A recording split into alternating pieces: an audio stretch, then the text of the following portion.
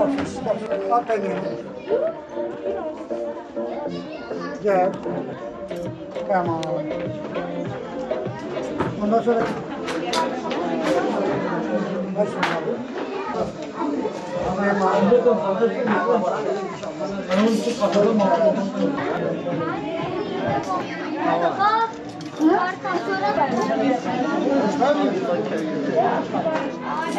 Bismillah, Umut Kervanı İnsani Yardım Vakfı olarak yetim ve muhtaçları giydirme projesi kapsamında her sene, her bayramda olduğu gibi bu bayramda da yetim ve muhtaç çocukları giydirme kapsamında bayramlık almak için bu mağazada toplanmış bulunuyoruz. Onları giydirmek için çalışıyoruz.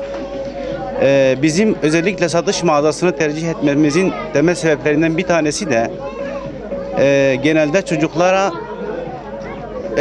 bayramlık verildiği zaman onlara seçme hakkı tanınmaz. Ama biz dedik ki onlara seçme hakkı tanıyalım.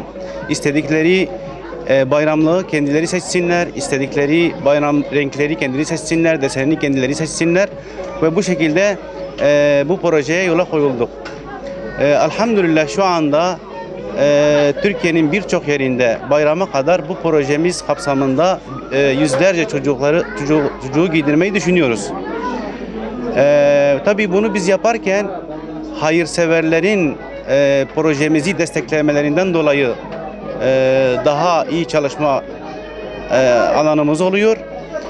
Onun için bütün hayırsever kardeşlerimizden Rabbim razı olsun. Bugün bu çocukların sevinçlerine ortak oldular. Onların daha büyük sevinçle bayrama girmelerine, daha çok sevinçle daha güzel bayramlarla bayramı idrak etmesine vesile oldu.